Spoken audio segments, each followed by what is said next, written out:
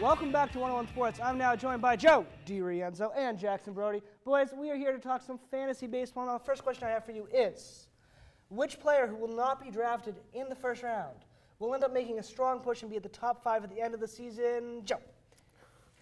Formerly known as Mike Stanton, Giancarlo Stanton of the Miami Marlins, another team that changed their name.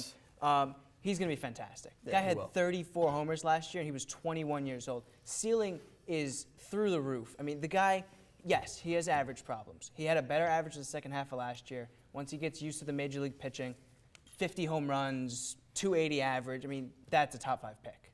And I've heard that the Marlins' new ballpark is actually smaller. Yeah, so we'll see. I mean, it'll be fun to watch. My pick, Andrew McCutchen from the Pittsburgh Pirates, the center fielder, just got a 6-year deal for $51.5 million.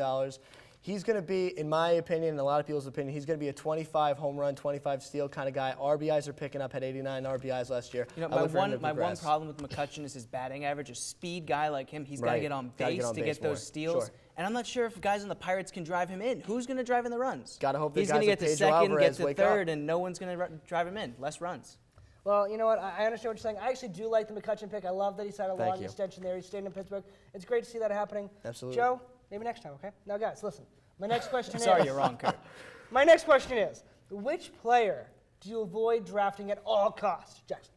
David Wright. Simply because, I'm sorry, but he plays for the Mets. Hey, now. They've got some offensive pieces, but he's never, and I know they're doing something with the fences, he's never really hit well in Citi Field. That team itself is not going to be very good. Jose Reyes isn't there anymore, not as many guys for him to drive in. I wish I could argue for my Mets, but I think you're right. Third base is a very deep position this year. Right. You got to get right in the third round, maybe the fourth. I would wait a lot longer for third base. My guy, Dan Uggla.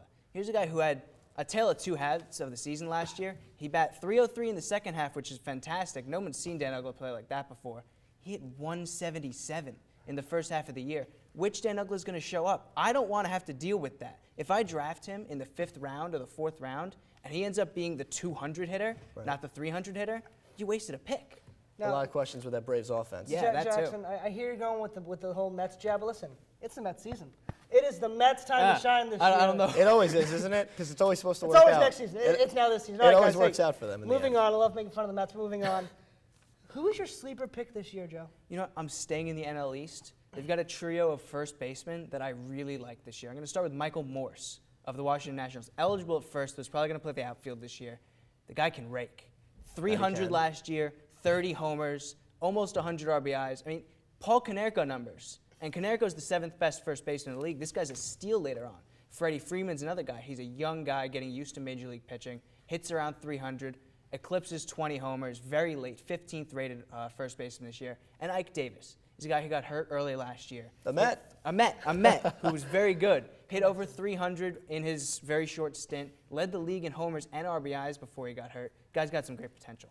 I must have been dropped too many times on the head when I was a kid. Yeah, I'm going to go with the Met and pick Lucas Duda. Nothing wrong with the Mets. In 100 games last year, had 50 RBIs, 10 home runs. It's been reported this spring he's been spraying the ball all over the field. He's more comfortable with his swing and just his whole, I guess, batting mechanics, you could say. I like him to have a great year. Hey, you know what? I don't know about you guys, but I'm taking from this block. Go Mets. Time for us to take a time out. But when one-on-one returns, Greg will sit down with our college basketball experts to square off in a conference tournament debate. Stay tuned.